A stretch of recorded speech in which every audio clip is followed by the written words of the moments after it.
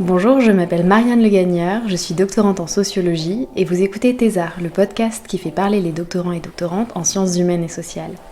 Ici, vous les entendrez parler de leur recherche en cours et de leur expérience de la thèse. Qu'est-ce qu'on fait quand on fait une thèse ? Sur quoi est-ce que les doctorants et doctorantes travaillent ? Autant de questions auxquelles ce podcast va s'efforcer de répondre.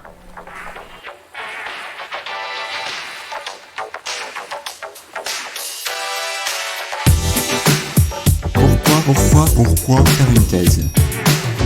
Je vous explique mon activité de thésarde. Vous savez que je dois remettre ma tête en juin. Et juin, c'est même pas dans 3 mois, c'est demain. Une thèse sur quoi ? Sur rien. Mais excuse-moi, mais il y a des gens que ça intéresse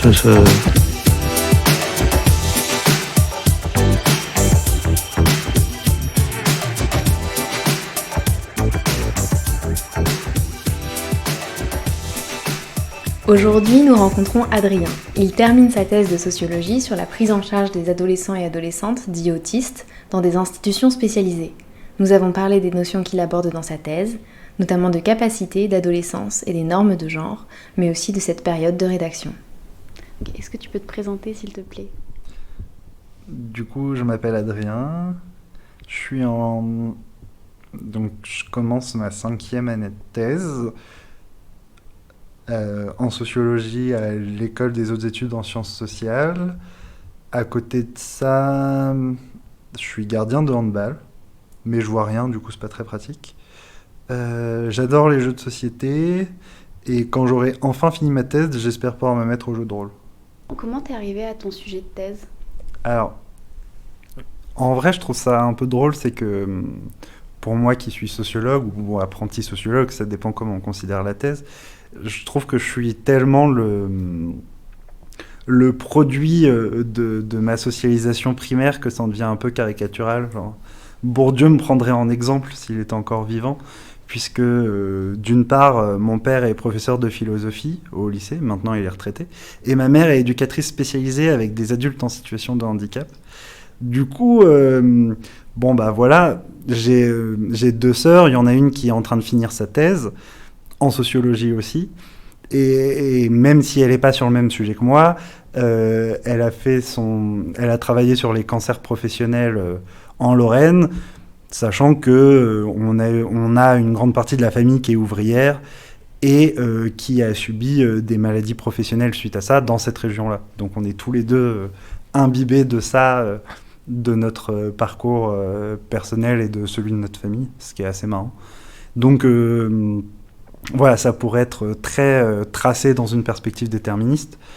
Après, j'ai eu des contacts assez tôt avec des personnes en situation de handicap, via le travail de ma mère, puis via diverses expériences. Et quand j'ai eu besoin de faire des jobs d'été, je me suis lancé en tant qu'animateur dans des séjours adaptés. Ce qu'on appelle des séjours adaptés, c'est comme des colonies de vacances, mais qui accueillent des adultes dits handicapés. Donc j'ai fait ça une première fois, et vu que j'ai beaucoup aimé, j'ai recommencé et recommencé. Au bout de 5 fois, je suis passé directeur. J'ai fait mon mémoire de master sur le sujet. Et donc en tout, j'ai dû faire 11 séjours. Donc, et c'est dans ce contexte que j'ai rencontré des personnes désignées autistes, avec qui je me sentais plutôt à l'aise. Et donc quand il a fallu faire un projet de thèse,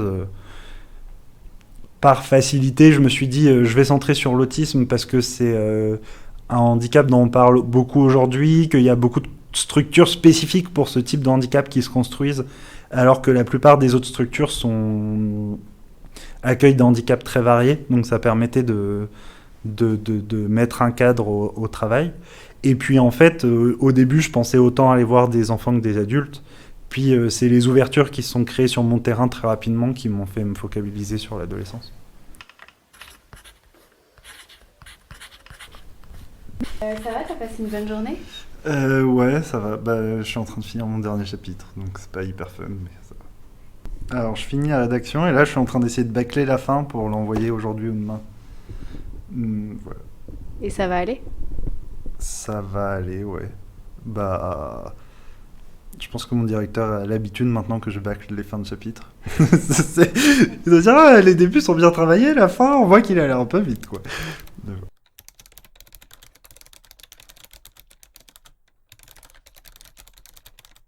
Et je travaille sur le handicap, sur les questions de handicap, et plus spécifiquement sur les adolescentes et adolescents autistes en institutions spécialisées.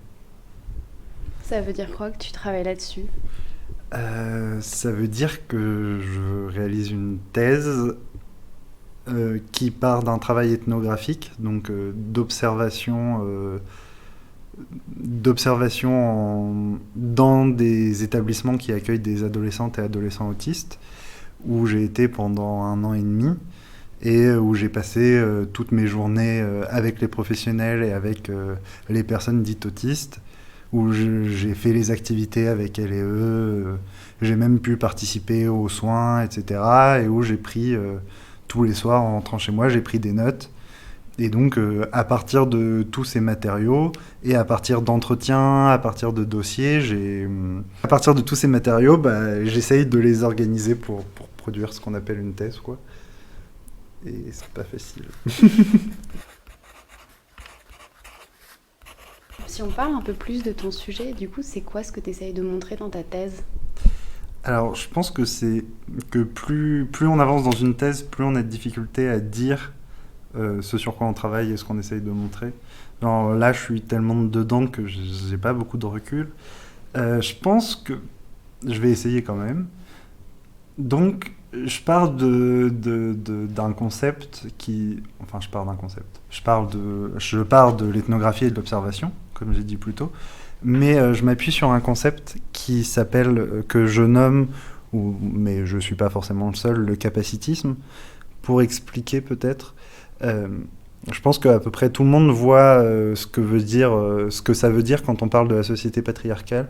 Quand on parle de la société patriarcale, c'est l'idée que la société va quand même être organisée et faite de manière un peu caricaturale, mais par les hommes et pour les hommes. On voit que l'espace public est un espace masculin. Il suffit d'aller dans les transports après 23 heures pour s'en rendre compte très facilement.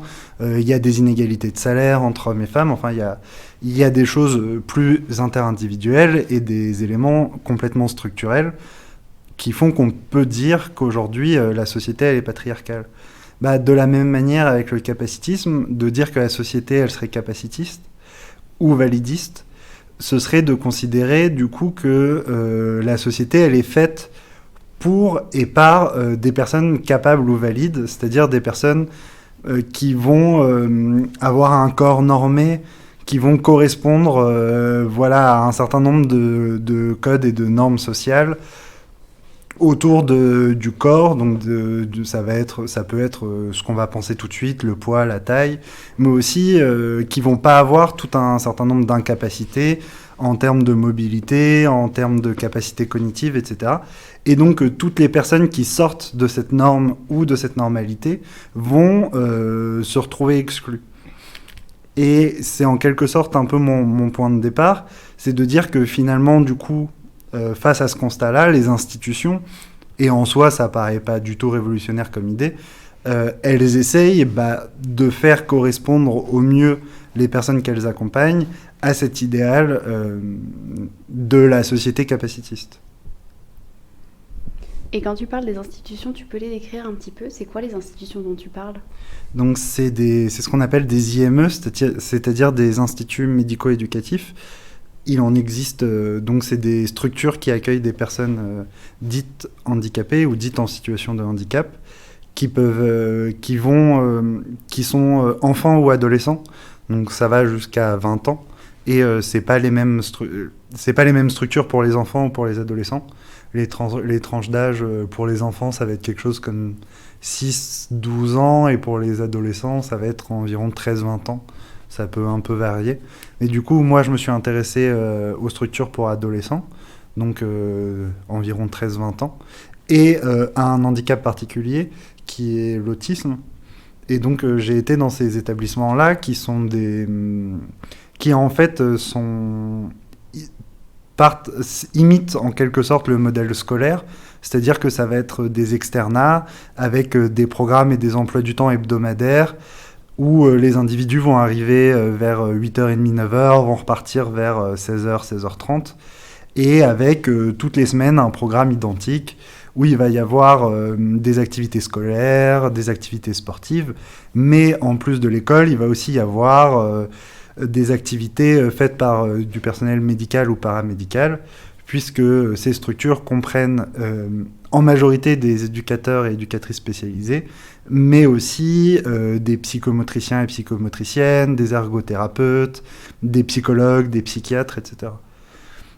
Et donc, face à cette équipe va prendre en charge les individus va essayer de prendre en charge l'individu dans sa globalité. Ce que va pas forcément faire l'école, c'est que elle va gérer à la fois les soins, les traitements, le programme scolaire, les acquis sociaux, de socialisation, etc. Donc, qui vont prendre très largement en charge les individus. Et qu'est-ce que tu as observé en lien avec le capacitisme sur ces institutions ? En quoi elles font preuve de capacitisme ? En tout cas, elles œuvrent à une normalisation, c'est-à-dire qu'elles essayent de faire en sorte que les individus soient le plus normaux possible, entre guillemets. Et ce qui va se jouer sur différents aspects, on va par exemple mobiliser la catégorie d'adolescents. Alors, la catégorie d'adolescents, elle est mobilisée de multiples manières. Par exemple, on prend en compte l'adolescence de manière biologique. On va dire, il a 15 ans, donc c'est un adolescent. Vous voyez bien, son corps, il change. L'adolescence est décrite dans le changement du corps. Et les adolescents dits autistes, comme n'importe quel adolescent dit lambda, a le corps qui change, donc c'est bien un adolescent. Donc c'est le ramener à des catégories qui dépassent l'institution. Et ça va être fait également de la même manière sur les catégories, au niveau du genre, sur les catégories sexuées du masculin et du féminin, où on va essayer de reproduire ça. Et on va aussi... il y a quand même un tri qui se fait au sein des institutions entre les personnes qu'on juge les plus capables et les personnes qu'on juge les plus incapables, c'est-à-dire entre des personnes qu'on estime pouvoir notamment travailler ou être autonomes, entre guillemets, à la sortie de l'IME, et ceux qu'on estime que c'est pas le cas, et qui de toute manière iront donc dans des institutions pour adultes qui fonctionnent un peu comme les institutions pour adolescents. Et donc à partir de ce tri, on va voir que pour les adolescents jugés les plus capables, on va les préparer à une mise au travail.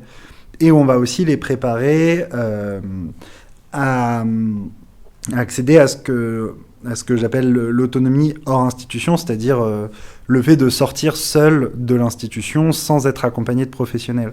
Et ces deux éléments-là, la mise au travail et l'autonomie hors institution, c'est un peu ce que je considère comme étant deux des piliers entre guillemets, de l'idéal capacitiste dans sa version, je dirais, néolibérale, c'est-à-dire dans notre société actuelle, où il faut que l'individu idéal, c'est celui qui est entrepreneur de lui-même, mais qui est autonome. Il y a toute une fiction de l'autonomie où on serait toutes et tous capables de faire tout seul, d'être capable de se gérer soi-même sans prendre en compte les interactions et les interrelations qui font qu'aucun individu en réalité aujourd'hui est 100% autonome. Mais c'est une fiction qui est largement relayée dans notre société. Et la mise au travail, parce qu'il faut quand même être productif. Le travail est conçu comme étant thérapeutique. On les fait travailler pas tant pour produire de la valeur, mais parce que travailler, c'est le soin, travailler, c'est la vie, quoi. Et donc, cette mise en exergue de la valeur travail, personnellement, elle me pose question, mais en même temps, je cherche pas forcément à avoir de jugement moral là-dessus, dans le cadre de ma thèse, quoi. C'est quoi les particularités de la population autiste ? Dans sa définition la plus courante, qui est la définition psychiatrique, on parle de triade autistique. Et ce qu'est la triade autistique, ce serait des troubles... C'est des troubles de la relation, des troubles de la communication et des intérêts restreints et sélectifs. Ce qui signifie que ce seraient des individus qui ont des difficultés à communiquer et à avoir des relations sociales avec les autres, et ce qu'on appelle des intérêts restreints et sélectifs. Ça veut dire qu'ils vont qu'ils vont pouvoir se focaliser sur certains sujets très très spécifiques et développer un véritable intérêt pour celui-ci, se renseigner beaucoup, en parler énormément. Par exemple, j'ai côtoyé des personnes sur mon terrain. Il y en a un qui était passionné par les systèmes de chauffage et de climatisation. Il y en a un autre, sa passion, c'était Nicolas Sarkozy. Voilà, ça peut être très varié et des fois un peu bizarre. Donc voilà, après, l'autisme, on dit aujourd'hui qu'il peut y en avoir avec déficience intellectuelle, sans déficience intellectuelle. On a tendance à penser que c'est essentiellement... que ce serait un fonctionnement neuronal différent, mais en même temps, il n'y a certainement pas une seule cause de l'autisme. Ce qui est sûr, c'est que la définition psychanalytique qui disait que l'autisme est dû à le manque d'amour de la mère est plus du tout d'actualité aujourd'hui. Et tant mieux, parce que ça a culpabilisé énormément de mères de personnes autistes et ça a eu beaucoup d'effets très négatifs. Et du coup, ce qui est intéressant, quand on prend l'autisme comme trouble des relations sociales et trouble de la communication, même si je pars pas de cette définition, je suis pas psychiatre et c'est pas ce qui m'intéresse, mais en tout cas, c'est la définition qu'ont en tête tous les professionnels, c'est que dans un cadre où on se dit les personnes ont des difficultés de communication, vont avoir des difficultés de compréhension, vont avoir des difficultés à parler avec les autres, ça veut dire que tout ce qui est socialisation, qui va avoir lieu pour tous les enfants, que ce soit la socialisation genrée, mais même plus largement, eh ben, on va la redoubler et on va y mettre plus d'attention. Et donc, c'est révélateur de plein de choses plus générales, mais qui sont vraiment très marquées dans les institutions. Et je pense que ça marche très bien sur le genre et sur la manière dont on produit des petits garçons et des petites filles, ou là, des adolescentes et des adolescents dans mon cas. C'est très marqué à cause de cette idée qu'il y a des troubles de la relation et des troubles de la communication.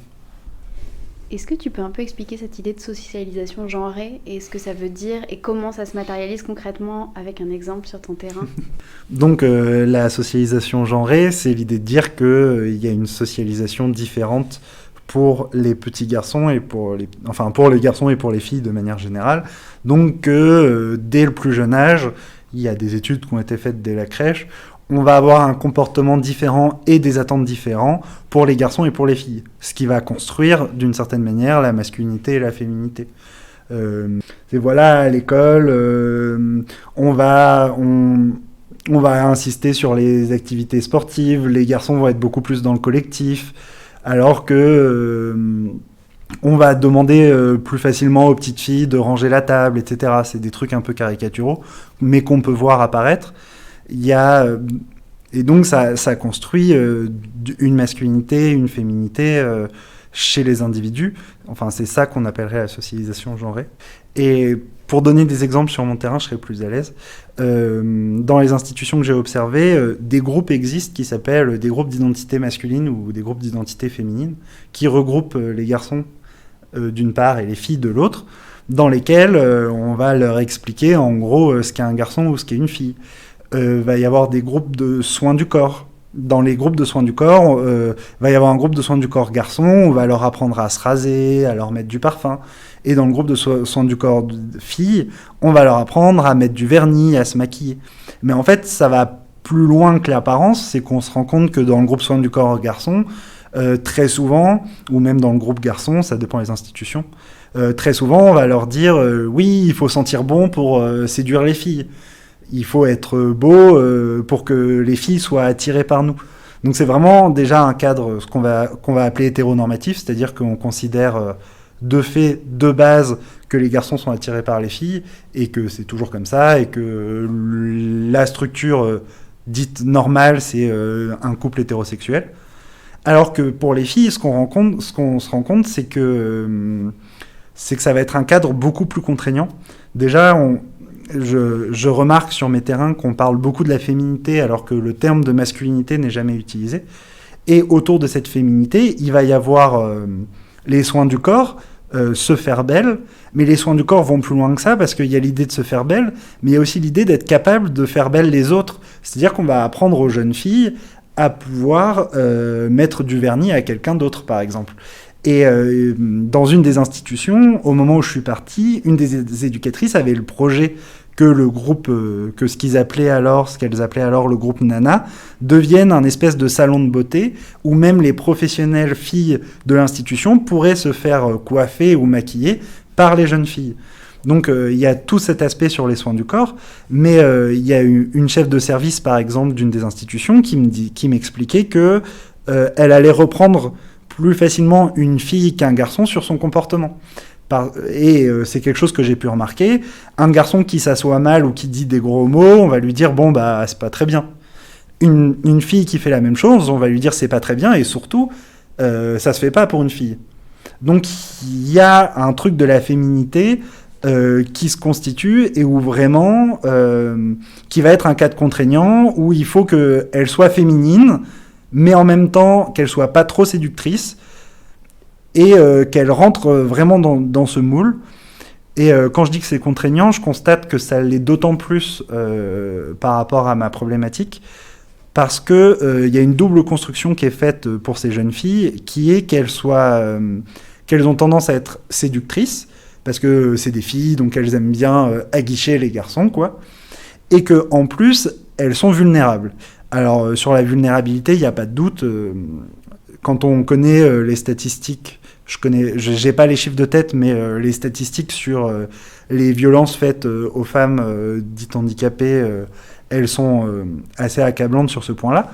Mais il va y avoir l'idée en institution que, du coup, elles sont en danger si elles sortent de l'institution. Alors que quand il y a des actes qui pourraient être considérés comme des violences sexuelles au sein de l'institution, elles sont minimisées. Il est arrivé que, alors qu'une fille a été plaquée contre un mur par un jeune homme et touchée de force alors qu'elle criait non, un éducateur me dise « mais on sait très bien que quand elle dit non, ça veut dire oui ». Et pourtant, dans le même temps, il ne faut pas que cette jeune fille elle sorte de l'institution parce qu'elle pourrait dire oui à n'importe qui et suivre n'importe qui, et donc ce serait dangereux. Alors, c'est un fait que ça peut être dangereux pour elle à l'extérieur, mais ce que ça produit, c'est si, comme on se souvient tout à l'heure, j'ai expliqué que dans le capacitisme, il y a l'idée qu'il faut être capable d'être autonome, et que ce que fait l'institution, c'est notamment de travailler sur l'autonomie hors de l'institution, ce qui se fait à travers les trajets institution-domicile ou institution-boulangerie. Et ben, pour les jeunes filles, vont moins être invités à sortir de l'institution pour faire ces actes-là que les jeunes garçons, parce que c'est dangereux pour elles.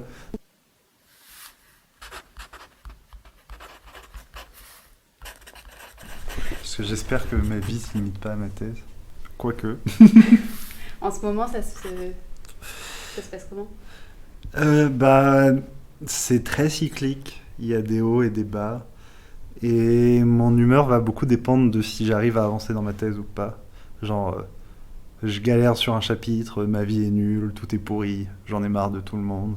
Si ça avance bien, c'est cool, je suis heureux de ce que je fais, c'est bien d'être en thèse.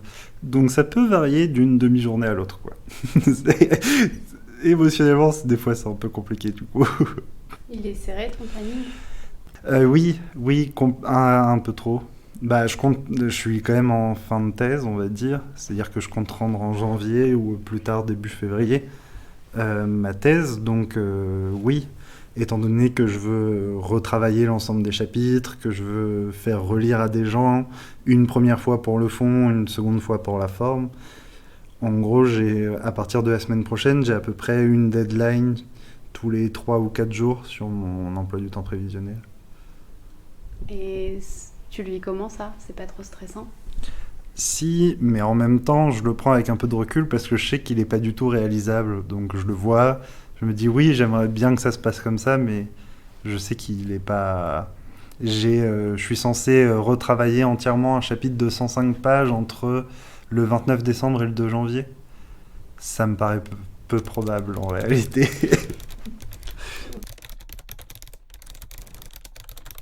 J'ai fait des chapitres énormes dans ma thèse. qui font tous entre 50 et 110 pages. Et écrire le dernier chapitre, c'est un enjeu qui est un peu compliqué parce que il faut bien terminer, mais en même temps, t'en as marre. Et donc, du coup, j'ai envie de le bâcler.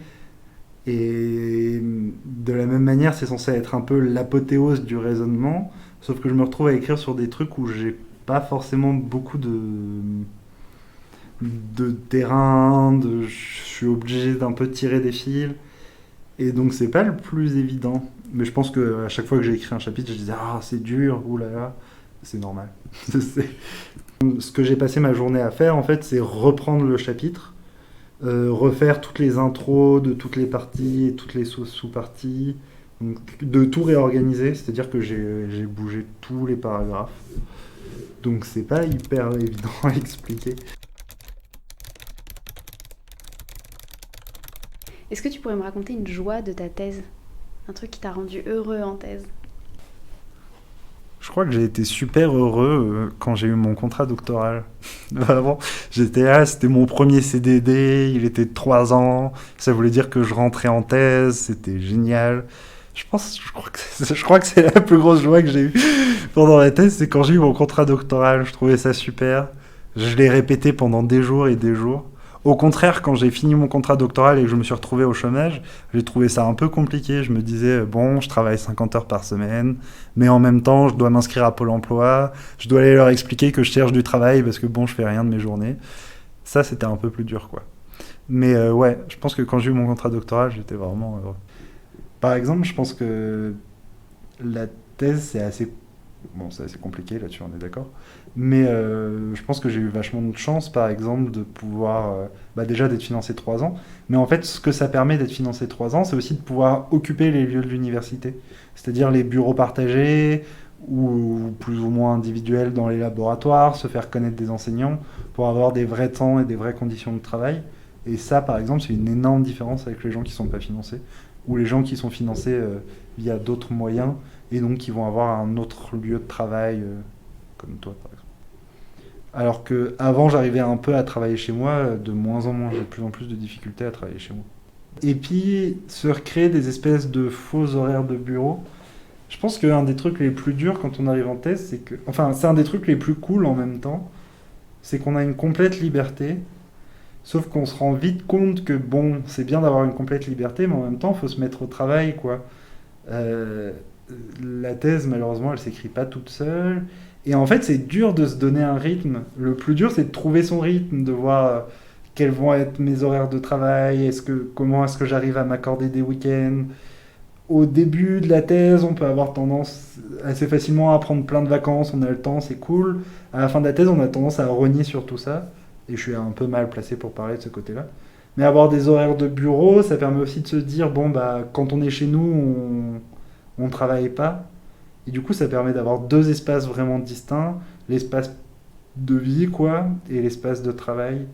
Et vite, ces frontières-là, on peut les perdre en se mettant à retravailler chez soi le soir, etc., quoi. Et du coup, depuis la fin des 3 ans, comment tu vis? Au chômage, mais je peux pas trop en parler. Parce que mon conseiller Pôle emploi, il sait pas que j'avais pas fini ma thèse, alors... Mais t'as presque fini. J'ai presque fini.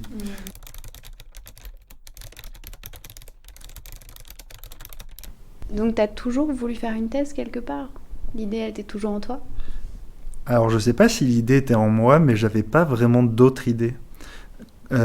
J'ai un parcours extrêmement classique. Enfin, j'ai tendance à dire ça, mais je pense qu'il est tellement classique qu'au final, il l'est pas tant que ça. Dans le sens où, pour le coup, je suis sorti du lycée, je suis rentré directement en licence d'anthropologie, mais c'est quand même pas hyper différent de la sociologie. Dès la fin de ma licence, je suis rentré en master, et dès que mon master s'est terminé, j'ai commencé une thèse. Donc j'ai jamais eu une seule année de coupure, et j'ai fait tout à la suite. Et donc j'ai pas pris le temps de réfléchir à si je pouvais faire autre chose. Je me disais, bon, les études, c'est sympa, vas-y, continue, tu verras jusqu'où tu pourras continuer. Bon, là, ma thèse est finie dans quelques mois, donc je vais pas recommencer d'autres études, je crois. Donc il va falloir arrêter d'être étudiant à un moment. Mais c'est peut-être pas plus mal au bout de 9 ans. Tu te considères toujours comme étudiant ? Bah, j'ai une carte d'étudiant. Ouais, je me considère toujours comme étudiant. Pourtant, je suis passé de l'autre côté, je donne des cours. Mais ouais, bah, peut-être aussi parce que quand on est en thèse, on n'est quand même pas considéré comme un grand au sein du laboratoire, au sein des instances universitaires. Au niveau des rapports de pouvoir, des rapports hiérarchiques qui se jouent dans les enceintes universitaires, je pense qu'on est toujours considéré comme des étudiants. En plus, on est précaire, donc voilà, il y a tout ça qui se joue. Je pense que dans ce sens-là, oui, je me pense toujours étudiant. Recommandations culturelles en lien avec ton sujet ? Un film, une série, une émission, un livre ? Bah alors, il y a un milliard de trucs sur l'autisme, mais est-ce que vraiment j'aurais envie de les conseiller ? Tout n'est pas très bon. Ça joue toujours un peu sur la même chose. C'est toujours un garçon autiste, donc c'est toujours un garçon qui va adorer les technologies ou ce genre de trucs. Il y a une série Netflix, par exemple, en ce moment, qui s'appelle Atypical, où c'est un adolescent autiste qui cherche l'amour. Bon, bah, c'est un peu caricatural, quoi. C'est vraiment... bon, bah, évidemment, il a un intérêt hyper sélectif qui est les pingouins. Et ça fait longtemps que je l'ai vu, mais...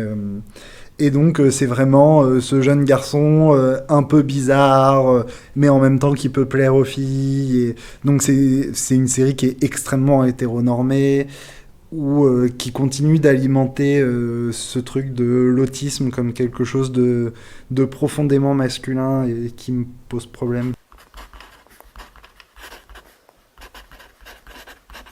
Merci à Adrien de m'avoir consacré du temps dans cette période difficile de l'écriture. Pour précision, le rapport de 2007 sur la situation des femmes handicapées dans l'Union européenne, publié par le Parlement européen, montre que les femmes handicapées sont 4 fois plus susceptibles de subir des violences sexuelles que le reste de la population féminine. Merci à Tilif, le générique est réalisé à partir de son morceau Shape 5. Merci également à celles et ceux qui m'ont donné leurs conseils pour la réalisation de ce podcast. Et enfin, merci à vous d'avoir écouté Thésard jusqu'ici. Vous pouvez me retrouver, m'envoyer toutes vos remarques et questions sur Instagram et Twitter @thésard_es ou par email thésard.es@gmail.com. Si Thésard vous a plu, parlez-en autour de vous et envoyez et partagez l'épisode à vos proches. À très vite, courage pour vos thèses, mais surtout pour tout le reste.